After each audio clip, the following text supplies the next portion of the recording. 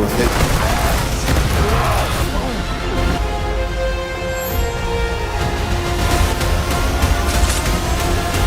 Please. You're the only one who can defeat it. You're the only one who can sense it. Spiderman brand new day এর গল্প শুরু হয় Spiderman no way হোমের একদম শেষ থেকে। আমরা নো ওয়ে হোমে দেখেছিলাম মাল্টিভার্স খুলে যাওয়ার ফলে পিটার পার্কারই যে আসল স্পাইডারম্যান তা সমস্ত ইউনিভার্সের কাছে প্রকাশ পেয়ে যায়। এই কারণেই পিটার পার্কারকে ধ্বংস করতে মাল্টিভার্স থেকে শত্রুরা একের পর এক আসতে শুরু করে। এভাবে শত্রুরা অনবরত আসতে থাকলে আগামী দিনে অনেক সমস্যাই তৈরি হবে। তাই পিটার পার্কার ডক্টর স্ট্রেঞ্জের কাছে গিয়ে মন্ত্র প্রয়োগের মাধ্যমে পৃথিবীর সকল মানুষের কাছে একদম অচেনা হয়ে ওঠে, যার কারণে পিটার পার্কারের গার্লফ্রেন্ড এমজে, বন্ধু নেডো আর পিটার পার্কারকে একদমই চিনতে পারছে না। অর্থাৎ পিটার পার্কারের যে স্পাইডারম্যান তা এখন সবার কাছে অজানা। পিটার পার্কারের প্রিয় আন্টি মেয়েও আগের পার্টে মারা গিয়েছিল, তাই পিটার পার্কার এখন সম্পূর্ণ একা হলেও সে তার পুরনো বাসাতেই সবকিছুর সেট আপ করেছে, যেখানে নতুন এআই অ্যাসিস্ট্যান্ট হিসেবে রেখেছে ইভিকে। তো পিটার তার ড্রেস সেট আপ করতে থাকলে টিনের একটা কৌটার মধ্যে এমজে লেখা সেই চিঠিটা দেখতে পাই, যেই চিঠিটা আমরা নো ওয়ে হোমের একদম শেষে দেখেছি। পিটার চিঠিতে এমজের উদ্দেশ্যে লিখেছিল সেই আসলে পিটার পার্কার, সেই স্পাইডারম্যান। কিন্তু সেই চিঠিটা এমজেকে দেওয়ার সাহস তার হয়ে ওঠেনি। পিটারের তো এখন নেডের রিলসই যত ভরসা, সারাক্ষণই নেডের রিলস দেখে এমজেকে একটু দেখার জন্য। পাশাপাশি মোবাইলে কোনো বিপদের সিগন্যাল আসলেই সাথে সাথে লড়াইয়ের জন্য বেরিয়ে পড়ে। গত 6 মাসে পিটার এক এক করে স্করপিন, টারেন্টুলা, টুমস্টোনের মতো সন্ত্রাসীদের ধরে নিউ ইয়র্কবাসীর আস্থার প্রতীক হয়ে উঠেছে। সবাই পিটার পার্কার তথা স্পাইডারম্যানের কর্মকাণ্ডে অনেক খুশি। এর মধ্যেই নিউ ইয়র্ক পুলিশ ডিপার্টমেন্টের ডিটেকটিভ ডিওলফের সাথেও বেশ সখ্যতা গড়ে উঠেছে পিটার পার্কারের। পিটার এখন ঘুরে ফিরে একই কাজই করে। প্রতিদিন আন্টি মেয়ের কবরে ফুল দেয়, সন্ত্রাসীদের ধরে এবং তার কম্পিউটারে বসে তার স্যুটের নতুনত্ব নিয়ে আসে। এর মধ্যেই একদিন পিটার পার্কার ডিটেকটিভ ডিওলফের সাথে ফোনে কথা বলতে থাকলে অ্যালার্ট আসে যে ড্যামেজ কন্ট্রোল ডিপার্টমেন্টের একটা আর্মার হাইজ্যাক হয়েছে, যেটা কিনা বর্তমানে নিউ ইয়র্ক শহরের রাস্তায় বেপরোয়া গতিতে যাচ্ছে। এইটা জানা মাত্রই পিটার পার্কার স্পাইডারম্যান রূপে হাজির হয় আর্মারকে আটকাতে। প্রথমে আর্মারে থাকা সকল আর্মসকে অকেজো করে ফেলে, কিন্তু আর্মারটাকে আটকানো সহজ ছিল না। পথের মধ্যে অনেক মানুষই আর্মারের মুখোমুখি হলে স্পাইডারম্যান তাদের বাঁচিয়ে আর্মারকে থামানোর চেষ্টা করে, কিন্তু পারে না। এর মধ্যেই ফ্র্যাঙ্ক, যাকে আমরা পানিশার হিসেবে চিনি, সেও তার গাড়ি নিয়ে আসে আর্মারকে থামানোর জন্য। আর্মারটাকে লক্ষ্য করে গুলি করে, কিন্তু এটা আবার ভালোভাবে নেয় না স্পাইডারম্যান। রাস্তায় অনেক মানুষই আছে, তাই গুলি মানুষের শরীরে গিয়েও তো লাগতে পারে। তাই স্পাইডারম্যান আগে ফ্র্যাঙ্ককে আটকানোর চেষ্টা করে। এখানে দুইজনের আবার লড়াইও হয়। এই লড়াই স্পাইডারম্যান ফ্র্যাঙ্কের গাড়ি একদম ড্যামেজ করে ফেলে, আর ফ্র্যাঙ্কের মুখে মাকড়সার জাল দিয়ে চলে যায় আর্মার আটকাতে। তখন ডিটেকটিভ ডিওলফ স্পাইডারম্যানকে জানায় আর্মারটা ড্যামেজ কন্ট্রোল জেলের দিকে যাচ্ছে, যেখানে স্করপিন সহ সুপার পাওয়ার ক্রিমিনালদের রাখা হয়েছে। এইটা শুনে স্পাইডারম্যান বলে, আমি স্করপিনকে বন্দি করেছি, আবার নয় করব। এর মধ্যে আর্মারকে থামাতে সক্ষম হয় স্পাইডারম্যান, কিন্তু আর্মারের গেট খুললে দেখতে পায় এক বয়স্ক মহিলাকে, যাকে দেখে স্পাইডারম্যান একদম অবাক হয়ে যায়। কল্পনাই করেনি আর্মারের ভেতরে বয়স্ক কাউকে দেখতে পাবে। বয়স্ক মহিলাটা স্পাইডারম্যানকে দেখে হাই হ্যালো বলে সেখানে উপস্থিত ড্যামেজ কন্ট্রোল ফোর্সের দিকে তাকাতেই যেন অন্যের কন্ট্রোলে চলে যায়। ততক্ষণে বয়স্ক মহিলা নিজের স্বাভাবিক জীবনে ফিরে এসে স্পাইডারম্যানকে জিজ্ঞেস করে সে এখন কোথায়, অর্থাৎ সেই বয়স্ক মহিলাকে কেউ এতক্ষণ যাবৎ নিয়ন্ত্রণ করছিল। এদিকে এক সৈন্য থেকে অন্য সৈন্য নিজের কন্ট্রোল হারিয়ে সামনে এগিয়ে যেতে থাকে। এসবের কিছুই স্পাইডারম্যান বুঝতে পারছিল না। স্করপিনকে হেলিকপ্টারে করে অন্য জায়গায় সরিয়ে নিয়ে যাওয়া হচ্ছিল। যে সৈন্য পাইলটকে দিক নির্দেশনা দিবেন যে স্করপিনকে আসলে কোথায় নিয়ে যাওয়া হবে, সেও নিজের কন্ট্রোল হারিয়ে ফেলে আর কন্ট্রোল হারিয়ে অন্য কমান্ড দেয়, যার কারণেই পাইলট অবাকই হয়। তারপরও কমান্ড পেয়ে স্করপিনকে নিয়ে উড়াল দেয়। এর মধ্যে স্পাইডারম্যান ছাদে আসলে ওই সৈন্য সুইসাইড করতে বসলে স্পাইডারম্যান তাকে আটকায়। এরপর সৈন্যকে যে নিয়ন্ত্রণ করেছিল সেই স্পাইডারম্যানের মাইন্ড নিয়ন্ত্রণ করার চেষ্টা করলে পিটার পার্কার আন্টি মেয়ের সাথে কাটানো দিনগুলো দেখতে পায়, কিন্তু নিজেকে বেশিক্ষণ নিয়ন্ত্রণে রাখতে দেয় না। সেখান থেকে বেরিয়ে আসে, তবে বুঝতে পারে না তার সাথে কি হচ্ছে।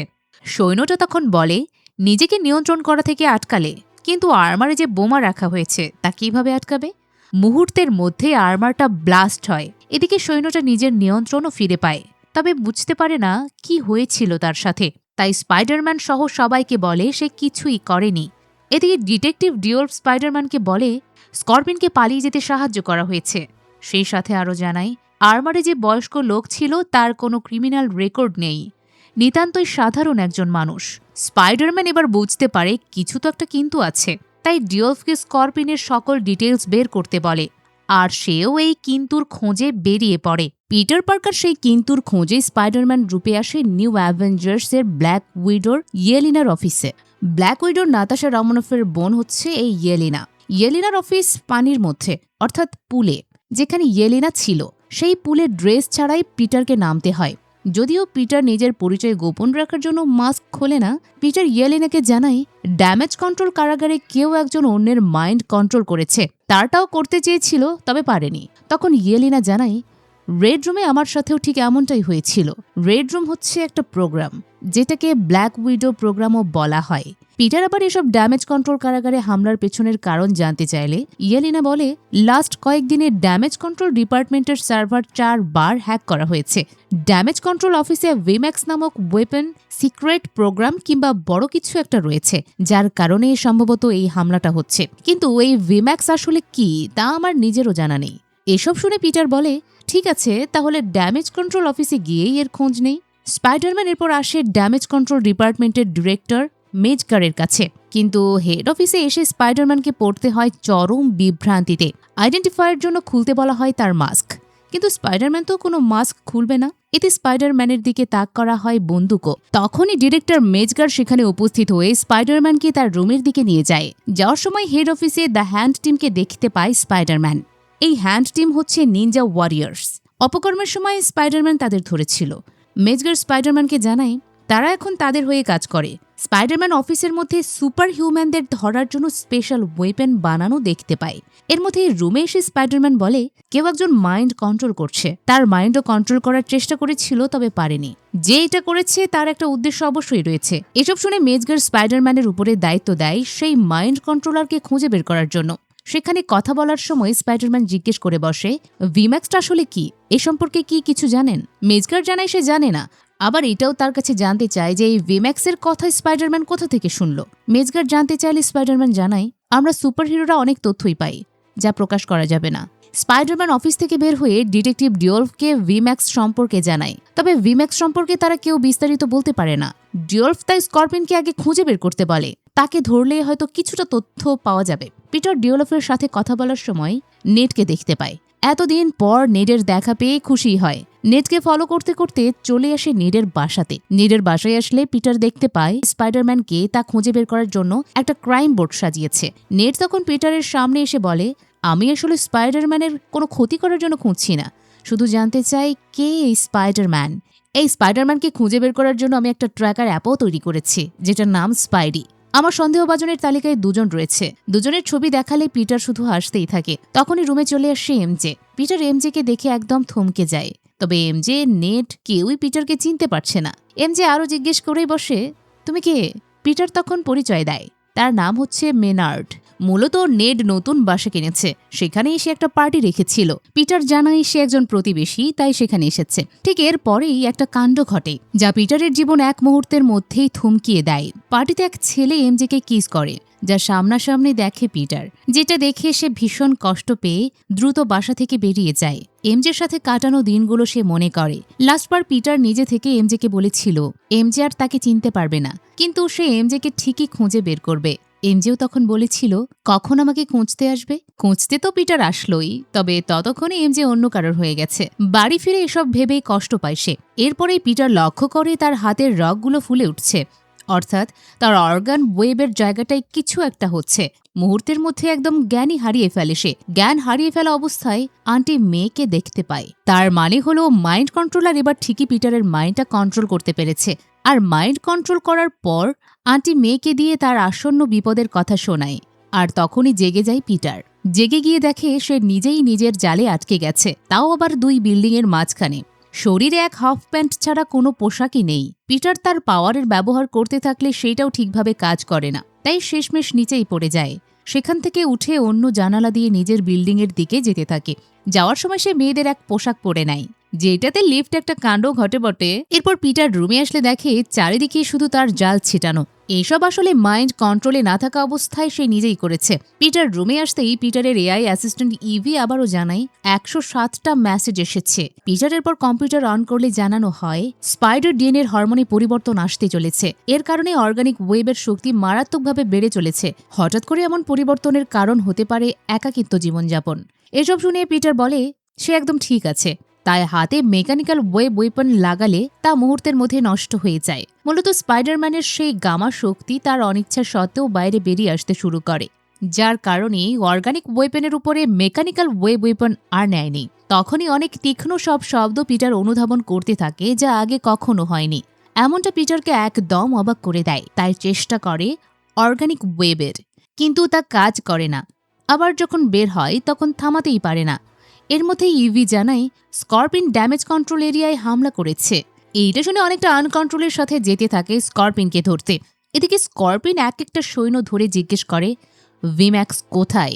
এর মধ্যে স্পাইডারম্যান এই অবস্থাতেই সেখানে গিয়ে গাড়ির উপরে পড়ে। এরপর স্করপিনকে দেখে বলে তোমার সাথে আর কতবার লড়বো বলো তো। তবে তাকে অবাক করে দিয়ে সে বলে যে সে স্করপিন নয়। তার মানে স্করপিনও কারোর মাইন্ড কন্ট্রোলে রয়েছে এখন। শুরু হয় দুজনেরই লড়াই। এই লড়াইয়ে যখন স্পাইডারম্যান হারতেই যাচ্ছিল তখন স্পাইডারম্যানের শরীরে গামা শক্তি চলে আসে, যার কারণে চোখ হয়ে যায় কালো। স্করপিন আর পেরে ওঠে না। স্পাইডারম্যানও নিজের হুঁশ হারিয়ে বসে, যার কারণে স্করপিনকে তো মারেই, সেই সাথে এক পুলিশের গাড়িও ড্যামেজ করে ফেলে। এরপর স্করপিন তার স্বাভাবিক অবস্থায় ফিরে আসলে স্পাইডারম্যানকে বলে সে এখানে কেন। এতে করে স্পাইডারম্যান বুঝে যায় স্করপিনকে এতক্ষণ অন্য কেউ কন্ট্রোল করে রেখেছিল। সেও গামা শক্তি থেকে স্বাভাবিক অবস্থায় ফিরে আসলে দেখে নিজেই পুলিশের ক্ষতি করেছে, তাই গিল্টি ফিল করে। ডিওলফ বোঝানোর চেষ্টা করে যে এসব আসলে মাইন্ড কন্ট্রোলারটা করছে, কিন্তু এসব বলতে গিয়ে স্পাইডারম্যান নিজেই অসুস্থতা বোধ করতে থাকে। তা দেখে ডিওলফ বলে আগে নিজেকে কন্ট্রোল করা শেখো। আজ তো এক পুলিশকে প্রায় মেরেই ফেলতে চলেছিলে, তাই নিজেকে আগে সুস্থ করো। পিটার এবার বুঝতে পারে যখন সে তার রাগ কন্ট্রোল করতে পারছে না তখনই গামা শক্তিটা তার মাঝে জেগে উঠছে। এমনটা ডক্টর ব্রুস ব্যানার তথা হাল্কের সাথেও হয়। তাই ডক্টর ব্যানার নিজের গামা শক্তিকে কন্ট্রোল করতে ইনহিবিটর প্রোটোটাইপ এক ডিভাইস ব্যবহার করেন। তাই নিজের এই সমস্যা কিভাবে সমাধান করা যায় সেটার পরামর্শ নিতে পিটার পার্কার চলে আসে ডক্টর ব্যানারের কাছে। ডক্টর ব্যানার একটা ভার্সিটির লেকচারার। ক্লাস শেষে পিটার পার্কার জিজ্ঞেস করে আপনি কিভাবে নিজের ক্ষমতাকে নিয়ন্ত্রণে রাখেন। তিনি যে ডিভাইসটি ব্যবহার করেন তা কিভাবে কাজ করে। হঠাৎ করে কারো কাছে এমন প্রশ্ন শুনে ডক্টর ব্যানারও অবাক হয়। আসলে ডক্টর ব্যানারও এখন পিটার পার্কারকে চেনে না, তাই পরিচয় জানতে চাইলেই পিটার তার নাম অন্য একটা বলে। এরপর জানাই সে শুধু ভালো শক্তিটা ধরে রাখতে চায় আর খারাপ শক্তিটাকে কন্ট্রোলে রাখতে চায়। এমন কিছু শুনে ডক্টর ব্যানার ইনহিবিটরের কথা উল্লেখ করে। এটা শুনে পিটার বুঝতে পারে ইনহিবিটর দিয়ে সকল সুপার পাওয়ার পাওয়া মানুষদেরই কন্ট্রোল করা সম্ভব। এখানে ডক্টর ব্যানার ইনহিবিটর নিয়ে বলার পর একদম শেষ পর্যায়ে বলে তুমি যে ভালো মন্দ শক্তিটা পেয়েছো তা হয়তো তোমার জন্য ভালো, তাই সেটাকে নিজে থেকেই কন্ট্রোল করতে শেখো। ডক্টর ব্যানারের এই শেষ কথাটা পিটারকে কিছুটা প্রভাবিত করে। রুমে এসেই পিটার এবার কি করে ইনহিবিটর প্রোটোটাইপ বানায় আর তার ঘাড়ে সেটা বসিয়ে নিয়ে পরীক্ষা করতে যায়। তবে সেটা কাজ করে না, উল্টো একের পর এক অর্গানিক ওয়েব বের হতে থাকে। ইনহিবিটর প্রোটোটাইপটাও নষ্ট হয়ে যায়, যার কারণে সে আবারও নিচে পড়ে যায়। তখন রাস্তায় থাকা একটা মানুষ পিটার পার্কারকে বলে তুমি আসলে যে মনস্টারকে রুখতে যাচ্ছ তা আসলে বৃথা চেষ্টা। ওই মনস্টারকে কখনো রুখতে পারবে না। সাধারণ কোনো মানুষ তো আর তার এই শক্তি সম্পর্কে জানতে পারবে না। তাই পিটার বুঝে যায় লোকটির মাইন্ড আসলে কন্ট্রোল করেছে ওই মাইন্ড কন্ট্রোলার। তাই পিটার জিজ্ঞেস করে তুমি কে। তখন সেই মাইন্ড কন্ট্রোলার লোকটির মাধ্যমে পিটারের আসল পরিচয় বলে দেয়। এতে করে পিটার একদম অবাক হয়ে যায়। কেউ যেন তাকে চিনতে না পারে সেজন্য মন্ত্রের মাধ্যমে সবাইকে তার স্মৃতি সে ভুলিয়েছিল। সাধারণ কোনো মানুষ তাকে কোনোভাবেই তো চিনতে পারবে না। এখন কিনা এক মাইন্ড কন্ট্রোলার তার পরিচয় জানে। শুধু তাই নয়, সেই মাইন্ড কন্ট্রোলার এখন পিটার পার্কারের রুমেই ছিল। সেখান থেকে পিটার পার্কারের ঘরে থাকা যাবতীয় সব কিছুই সে বলতে থাকে। এমজেকে নিয়ে চিঠিটা যে কফির মগে রেখেছে সেটাও বলে। এইটা শোনার সাথে সাথে পিটার তার এআই অ্যাসিস্ট্যান্টকে বলে রুমের ক্যামেরা ফুটেজ দেখাতে। তখন পিটার পার্কার সেই মাইন্ড কন্ট্রোলারকে তার বাসাতেই দেখতে পায়, তবে চেহারা ছিল হুডির পেছনে লুকানো। এরপর সেই মাইন্ড কন্ট্রোলার বলে তুমি এমজেকে খুবই পছন্দ করো তাই না, দেখো কিছুক্ষণের মধ্যে আমি এমজেকে কিভাবে মেরে ফেলি। পিটার পার্কার এমজেকে বাঁচানোর জন্য উঠে পড়ে লাগে। এদিকে মাইন্ড কন্ট্রোলারও একের পর এক মাইন্ড কন্ট্রোল করে এমজে এর দিকে এগোতে থাকে। এভাবে কন্ট্রোল করতে করতে চলে আসে এক হেলিকপ্টারের পাইলটের কাছে। স্পাইডারম্যান সেই হেলিকপ্টারকে তার জালে বন্দি করে সোজা নিয়ে আসে এমজের রুমে। হঠাৎ করে এমজের রুমে এভাবে স্পাইডারম্যানকে দেখে ভয় পেয়ে যায়। স্পাইডারম্যান আগে জিজ্ঞেস করে, নেট কোথায়? এমজে জানায়, বাইরে সে ঘুরতে গেছে। স্পাইডারম্যান এরপর বলে, তুমি এখন বিপদে আছো, তাই তোমাকে এখন এখান থেকে নিয়ে যেতে হবে। এমজে যেতে প্রথমে তো রাজি হচ্ছিল না, কারণ তার মনে হচ্ছিল ফেক স্পাইডারম্যানও হতে পারে। তখন পিটার পার্কার তথা স্পাইডারম্যান সাহস দেয় যে তার কিছুই হবে না। স্পাইডারম্যান এবার এমজেকে তার সাথে জড়িয়ে উঠতে উঠতে সেফ জায়গার দিকে নিয়ে যেতে থাকে। এমনটা আমরা আগেও দেখেছি, তাই না? এর মধ্যে সেফ জায়গায় নিয়ে আসলে এমজে জিজ্ঞেস করে, কে তাকে মারার জন্য পিছু নিয়েছে, কেন নিয়েছে? স্পাইডারম্যান জানাই, সে এসব কিছু জানে না। তখন এমজে বলে, বিপদটা আসলে তোমার জন্যই আমার হয়েছে। আমার কেন যেন মনে হচ্ছে তোমার সাথে আমার কোনো কানেকশন আছে। তুমি আমাকে একবার না 4 বার বাঁচিয়েছ। কেউ তো আর এমনি এমনি একজনকে এতবার বাঁচাবে না। তুমি কি আমার ফ্রেন্ড নাকি অন্য কেউ? হঠাৎ করে এমজের কাছ থেকে এইসব কথাগুলো শুনে স্পাইডারম্যান একদম চুপচাপ হয়ে যায়। পরক্ষণেই নিজেকে সামলিয়ে নিয়ে বলে, আমাদের মধ্যে কোনো সম্পর্ক নেই, আমি সবাইকেই বাঁচাই। তবে এমজের বারবার মনে হচ্ছে যে এটা তার আপন কেউই হবে। তাই স্পাইডারম্যানের স্পর্শ চাই সে। এজন্য প্রথমে নাক পর্যন্ত মাস্ক খোলে। এতে কোনো বাধা দেয় না স্পাইডারম্যান। নাক পর্যন্ত খোলার পর এমজের চেনা চেনা লাগে, তাই কিস করে বসে। দীর্ঘক্ষণ কিস করার পর এমজে পুরো মাস্ক খুলে বলে, পিটার। এতে করে পিটার বুঝে যায় এমজে তাকে চিনে ফেলেছে, তাই জড়িয়ে ধরে ইমোশনাল হয়ে বলে, আমি তোমাকে অনেক মিস করেছি, কখনো ভাবিনি তুমি আমাকে চিনতে পারবে। এমজে বলে, সে চিনেছে, সে যেন তাকে এভাবেই জড়িয়ে ধরে রাখে, একেবারে ছেড়ে না দেয়। এমজে মনে করেই জড়িয়ে ধরে। এই কথাটা শুনে পিটার একদম স্তব্ধ হয়ে যায়। বুঝতে পারে এতক্ষণ সেই মাইন্ড কন্ট্রোলার এমজের মাইন্ডও কন্ট্রোল করছিল। সেই মাইন্ড কন্ট্রোলার এবার এমজের মাধ্যমে পিটারের ভালোবাসাকে অনেক উপহাস করে। বলে, তুমি সত্যি এমজেকে অনেক ভালোবাসো। ভালোবাসারও কথা, কারণ এমজে একটা স্মার্ট মেয়ে, কিন্তু সে তোমাকে আর কখনো মনে করবে না। উল্টো তোমাকে এখন শুধু ইগনোরই করবে। তোমার এই ভালোবাসা কোনো কাজেরই নয়। এসব শুনে পিটার বলে, তুমি একজন মনস্টার। যদি তুমি কাউকে সত্যিকারের ভালোবাসতে তাহলে বুঝতে পারতে ভালোবাসার মানুষকে না পাওয়ার কষ্টটা কতটা বেদনার। এটা নিয়েও তখন মাইন্ড কন্ট্রোলার উপহাস করতে থাকে। এরপর বিল্ডিংয়ের ধারে এসে বলে, দেখি তোমার ভালোবাসাকে মৃত্যুর মুখ থেকে বাঁচাতে পারে কিনা। এই কথাতে পিটার পার্কার অনেক রেগে যায়। অনেক রেগে যাওয়ায় তার মধ্যে গামা শক্তি চলে আসে। পিটার পার্কারের চোখ হয়ে যায় কালো, যা দেখে মাইন্ড কন্ট্রোলার বলে, তোমার যে অবস্থা, কয়েকদিন পর তো তুমি নিজেই নিজেকে ভুলে যাবে।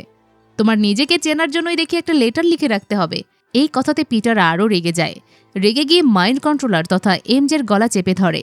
মাইন্ড কন্ট্রোলার তখন বলে, আসল মনস্টারকে দেখো। পিটার শুধু এমজের থেকে মাইন্ড কন্ট্রোলারকে বের হয়ে যেতে বলে। তবে মাইন্ড কন্ট্রোলার উল্টো এমজেকে মৃত্যুর দিকে ঠেলে দেয়। পিটারকে ধাক্কা দিয়ে এমজেকে বিল্ডিং থেকে নিচে ফেলতে থাকে। পিটার এমনটা দেখে এমজেকে বাঁচানোর জন্য ওয়েব ছাড়ে। এইটা যেন দ্য অ্যামেজিং স্পাইডারম্যান 2 মুভির সেই ইমোশনাল সিনের কথা মনে করিয়ে দেয়। সেখানে স্পাইডারম্যান তার গার্লফ্রেন্ড গোয়েন স্টেসিকে বাঁচাতে না পারলেও পিটার পার্কার এবার এমজেকে যথাসময়ে জড়িয়ে ধরে মাটিতে পড়ার আগেই বাঁচিয়ে নেয়। এমজেকে বাঁচানোর পরপরই সেই মাইন্ড কন্ট্রোলার একটা গাড়ি নিয়ে সেখানে আসে। তারপর ড্রাইভারকে পাঠায় পিটারের কাছে। পিটার সেই ড্রাইভারকে দেখে বুঝতে পারে মাইন্ড কন্ট্রোলারটাই তাকে পাঠিয়েছে, তাই মাফ চেয়ে বলে এমজেকে যেন সে ছেড়ে দেয়। তখন মাইন্ড কন্ট্রোলার জানায় সে ছেড়ে দেবে, কিন্তু তার পিছু যেন আর না নেওয়া হয়। সেই সাথে পিটারের এমজেকে নিয়ে সেই লেখা চিঠিটাও পিটারের হাতে দেওয়ার পর চলে যাওয়ার সময় প্রথমবার মাইন্ড কন্ট্রোলারকে এআই অ্যাসিস্ট্যান্টের মাধ্যমে ডিটেক্ট করে ফেলে পিটার পার্কার। কিন্তু তার পিছু না নিয়ে এমজের কাছে আসে। এমজের জ্ঞান ফিরে স্পাইডারম্যানকে বলে, তুমি কোনো চিন্তা করো না, আমি তোমাকে বাঁচাবো, তোমাকে একদম নিরাপদ একটা জায়গায় নিয়ে যাচ্ছি। এটা বলে এমজেকে একটা সেফ হাউসে নিয়ে আসে, কিন্তু সেখানে বারবার মৃত্যুর ফাঁদে পড়ে যায় এমজে। স্পাইডারম্যান প্রতিবারই এমজেকে বাঁচায়। মূলত এই ফাঁদটা পেতেছিল সেই ফ্র্যাঙ্ক, যাকে আমরা পানিশার হিসেবে চিনি। স্পাইডারম্যান এমজেকে পানিশারের সেফ হাউসে নিয়ে এসেছে, আর পানিশার স্বভাবতই তার সেফ হাউসে ফাঁদ পেতে রাখে। তো স্পাইডারম্যান ফ্র্যাঙ্ককে বলে এমজের জন্য এটাই নিরাপদ স্থান, কয়েকদিন যেন তাকে এখানে রাখে। কিন্তু ফ্র্যাঙ্ক বলে, কেন তাকে এখানে রাখবে? তখন স্পাইডারম্যান মনে করিয়ে দেয়, ফ্র্যাঙ্ক যখন একবার আয়ারল্যান্ডে বিপদের মুখে পড়েছিল তখন সে বাঁচিয়েছিল। এভাবে দুজনের অনেকক্ষণ ধরে কথা কাটাকাটি চলতে থাকলে ফ্র্যাঙ্ক এমজেকে এখানে রাখতে রাজি হয়।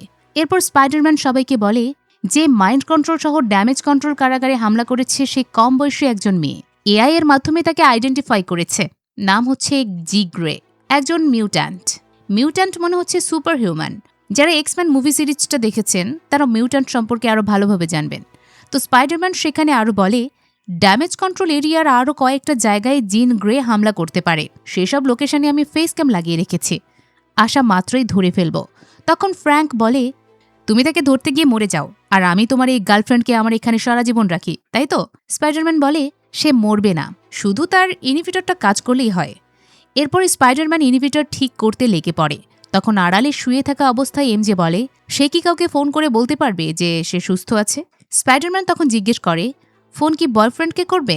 এমজে জানায়, না, আমার রুমমেট নেটকে করব। স্পাইডারম্যান নেটকেও ফোন করতে নিষেধ করে।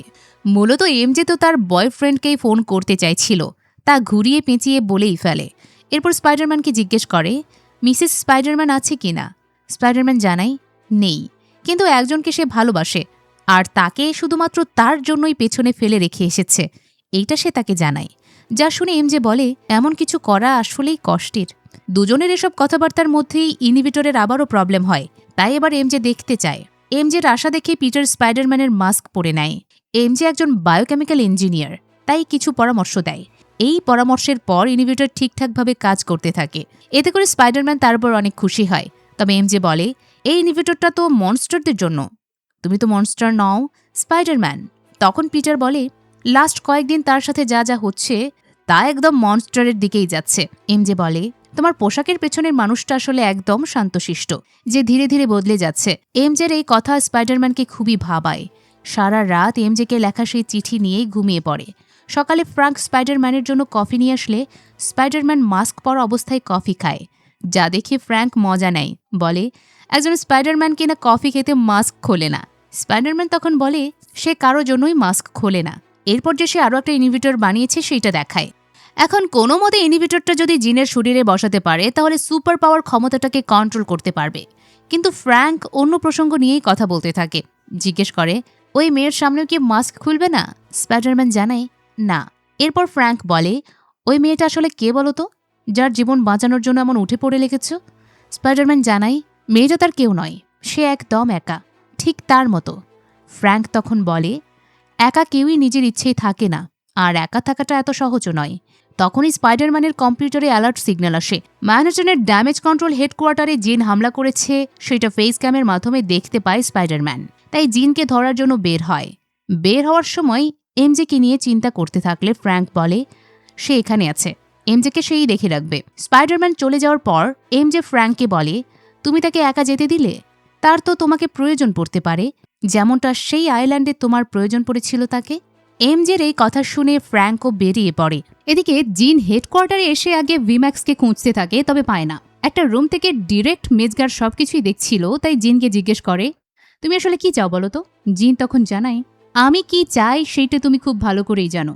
এর মধ্যেই স্পাইডারম্যান চলে আসে, তবে এসে সে দেখে সবকিছুই ভাঙচুর। জিনের মুখোমুখি হয়ে নাম ধরে ডাকলে জিন বলে, তাহলে আমার নামও জেনে গেছো? কিন্তু আমি তোমাকে আমার পিছু আসতে নিষেধ করেছিলাম, এবার তো এমজে বিপদে পড়বে। স্পাইডারম্যান তখন বলে, তুমি এমজের কিছুই করতে পারবে না। এরপরে সে ইনহিবিটর হাতে নিলে উল্টো ডক্টর ব্যানারের ইনহিবিটর জিন স্পাইডারম্যানের হাতে দেয়, যা দেখে স্পাইডারম্যান একদম ভয় পেয়ে যায়, কারণ জিন হাল্কের মাইন্ডও কন্ট্রোল করে ফেলেছে, আর বিল্ডিংয়ে যে ভাঙচুরটা হয়েছে তা হাল্কই করেছে। একটু পরে হাল্ক চলে আসে স্পাইডারম্যানের সামনে। স্পাইডারম্যান হাল্ককে বোঝানোর চেষ্টা করে, কিন্তু হাল্ক তো জিনের কবজায়, তাই শুরু হয়ে যায় দুজনের মধ্যে লড়াই। স্পাইডারম্যান তখন ইনহিবিটরটা হাল্কের ঘাড়ে লাগানোর চেষ্টা করে, তবে সেটাও করতে পারে না। এর মধ্যে ফ্র্যাঙ্ক চলে এসে হাল্ককে লক্ষ্য করে গুলি চালাতে থাকে। এভাবে ফ্র্যাঙ্কের আশা দেখে স্পাইডারম্যান অবাক হয়, বলে, এমজে যেন কোনো বিপদে না পড়ে তাই তোমাকে তার কাছে রেখে এসেছে, তুমি কেন এখানে এসেছো? ফ্র্যাঙ্ক জানাই, তুমি যেন বিপদে না পড়ো তাই তো এমজে আমাকে পাঠিয়েছে। এই কথা শুনে স্পাইডারম্যান কিছুটা খুশি হয়, এইটা ভাবে যে হয়তো এমজে তাকে নিয়ে কিছুটা ভাবছে। তবে এদিকে স্পাইডারম্যান ফ্র্যাঙ্ককে বোঝায়, হাল্কে আসলে জিনই কন্ট্রোল করেছে, তাই গুলি করো না। আমি জিনের জন্য আরেকটা ইনহিবিটর বানিয়েছি, একটা হাল্কের শরীরে বসাতে হবে আর একটা জিনের। ফ্র্যাঙ্ক তখন জিনের দিকেই যেতে চায়। এদিকে মায়ের খেয়ে একটা রুমে এসে হাল্ক জিনের কন্ট্রোল থেকে ফিরে আসে, কিন্তু এর মধ্যে আবার ফ্র্যাঙ্ক জিনের বশে চলে আসে, যার কারণে মেজগার যে জায়গাটাতে লুকিয়ে আছে সেখানে বোমা সেট করে। ওদিকে স্পাইডারম্যান হাল্কের সাথে কথা বলতে আসলে দেখে ডক্টর ব্যানারে পরিণত হয়েছে।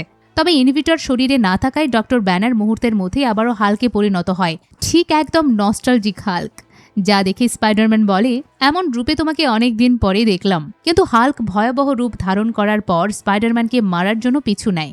দুজনের মধ্যে শুরু হয় তুমুল লড়াই। এর মধ্যেই ফ্র্যাঙ্ক আবারও টাইম বোমা সেট করে দেয়, যা 2 মিনিট পর ব্লাস্ট হয়। হাল্ক ভার্সেস স্পাইডারম্যানের লড়াইয়ে স্পাইডারম্যান অনেক মাইর খায়। একসময় স্পাইডারম্যান বলে, সে হচ্ছে পিটার পার্কার, তোমারই বন্ধু। হাল্ক তখন স্পাইডারম্যানের চোখের দিকে তাকিয়ে মারা বন্ধ করে দেয়। এরপর বিল্ডিং থেকে একদম নিচে পড়ে যায়। এদিকে ব্লাস্টের পর জিন ফ্রাঙ্কের মাধ্যমে মেজকারকে বন্দি করে। এরপর জিন মেজকারকে জিজ্ঞেস করে সে কোথায়। তার মানে ভিম্যাক্স কোনো প্রোগ্রাম নয়, একজন মানুষ। যাই হোক, এ সম্পর্কে সামনে কিন্তু বিস্তারিত আমরা জানতে পারবো। তো একটু পরে স্পাইডারম্যান সেখানে উপস্থিত হয়ে জিনের ঘাড়ে ইনহিবিটরটা লাগিয়ে দেয়। এতে করে মুহূর্তের মধ্যেই জিন তার পাওয়ার হারিয়ে ফেলে। এতে করে ফ্রাঙ্কও স্বাভাবিক হয়। মেজকার তখন কি করে, একটা অচেতন হওয়ার ইঞ্জেকশন জিনের শরীরে বন্দুকের মাধ্যমে বসিয়ে দেয়, যার কারণে জিন মুহূর্তের মধ্যে অচেতন হতে থাকলে স্পাইডারম্যান জিনকে কোলে তুলে নেয়। জিন অচেতন হওয়ার আগে একটা নাম উচ্চারণ করে, যেটা হচ্ছে সারা।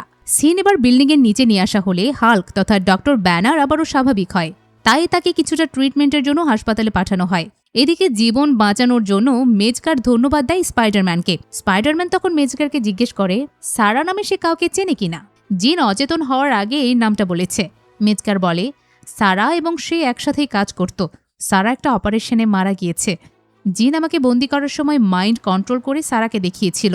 এসব কিছু শুনে স্পাইডারম্যান বলে, জিন সুস্থ হলে তার সাথে কথা বলতে চায়।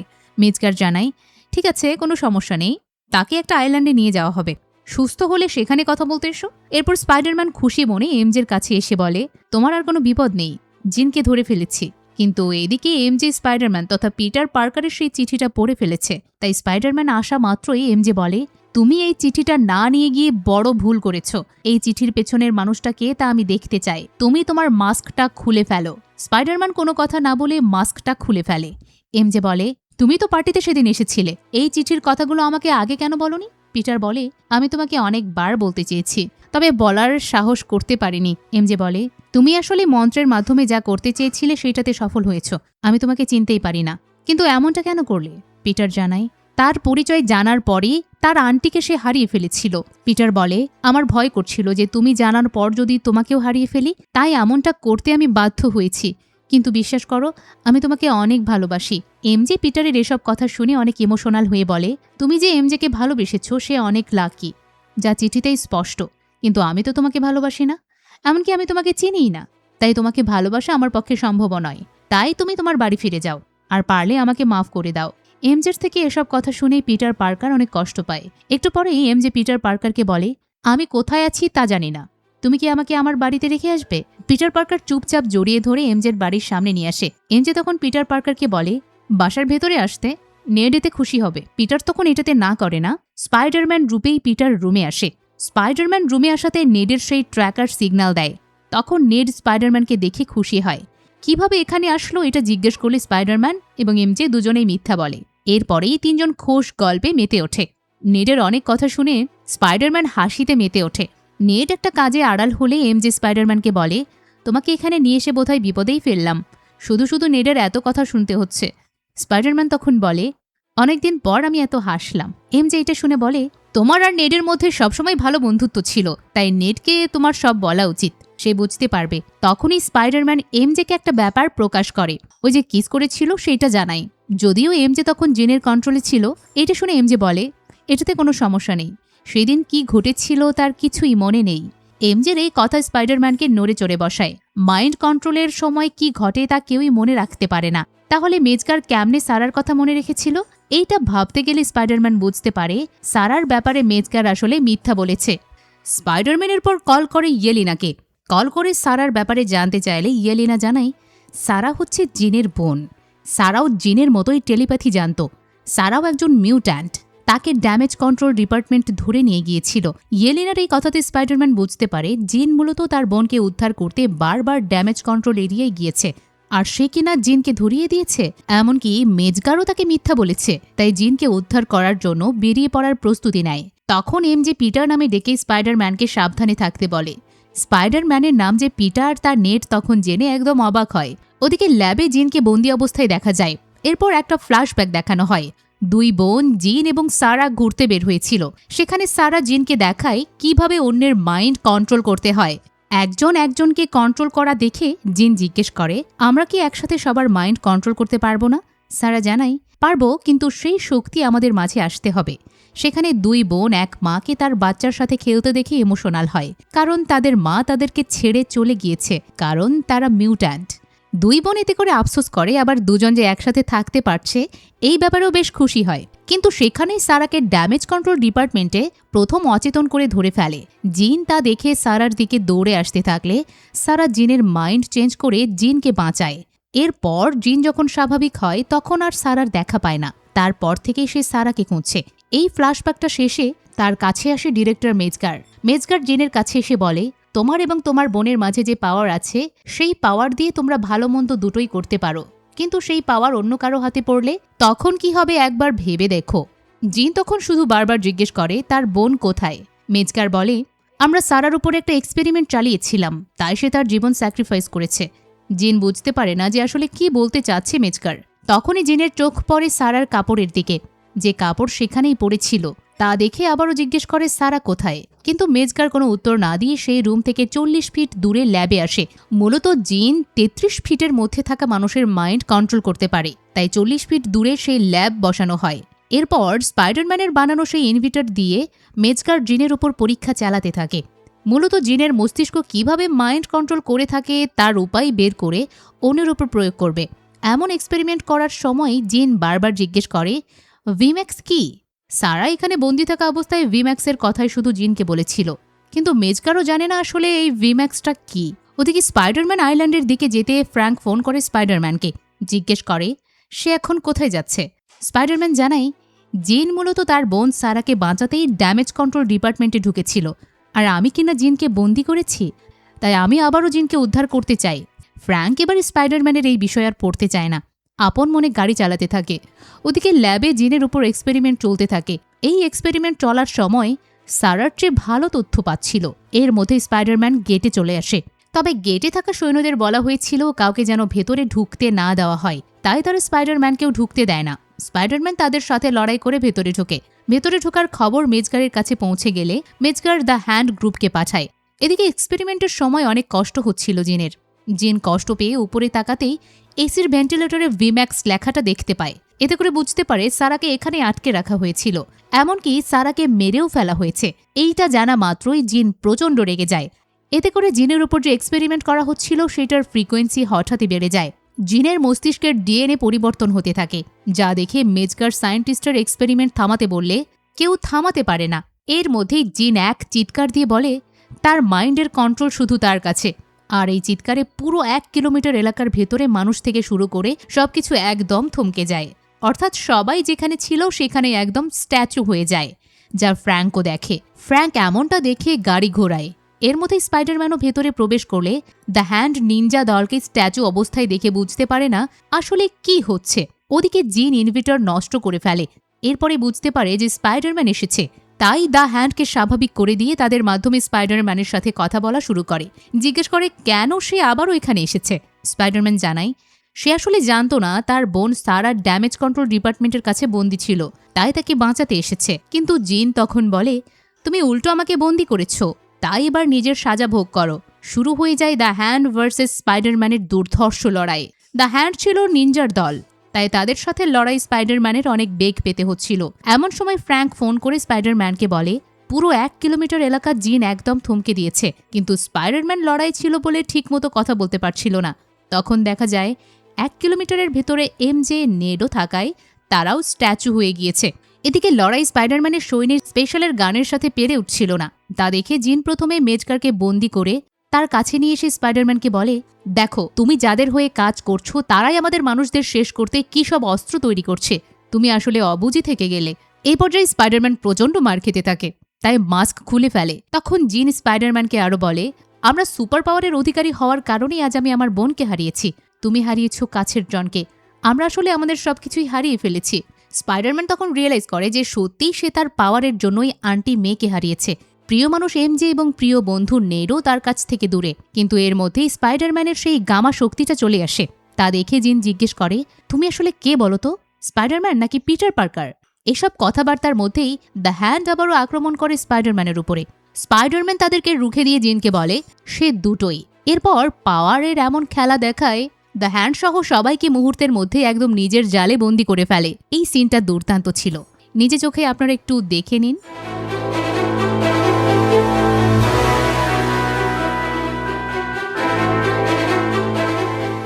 সবাইকে বন্দি করার পর স্পাইডারম্যান দরজা ভেঙে একদম জিনের কাছে চলে আসে। ওদিকে ফ্র্যাঙ্ক একটা বিল্ডিংয়ে এসে স্নাইপার রেডি করে জিনকে মারার জন্য।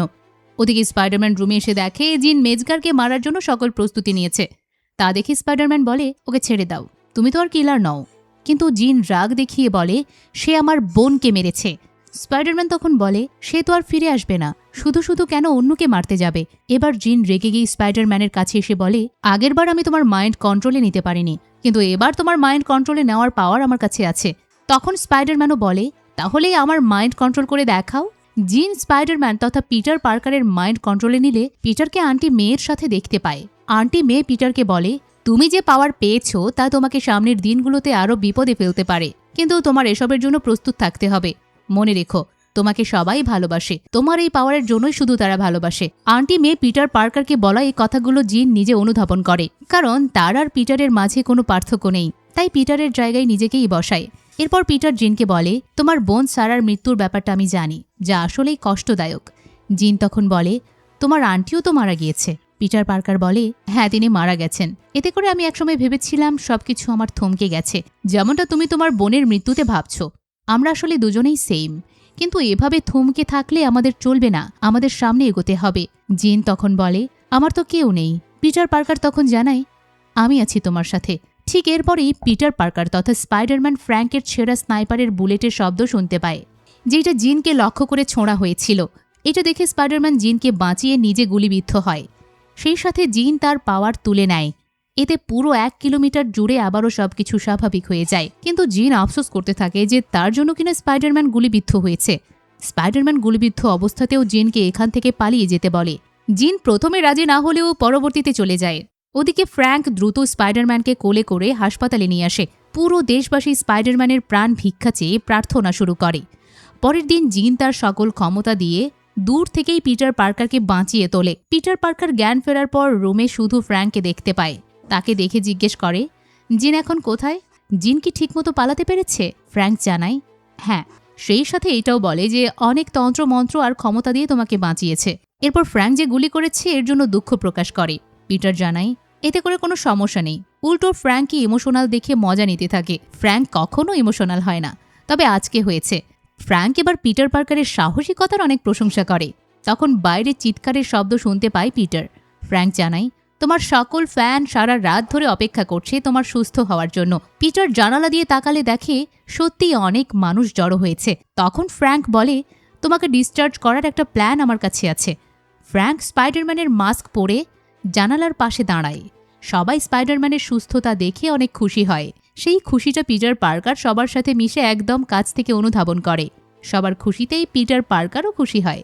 পিটার সুস্থ হলে এমজে যেন স্বস্তি পায়। যদিও এমজে পিটারকে ভালোবাসে না, তারপরও এমন অভিব্যক্তিই দেখা যায়। পিটার সুস্থ হওয়ার পর জিন নিউ ইয়র্ক শহর ছেড়ে চলে যায়।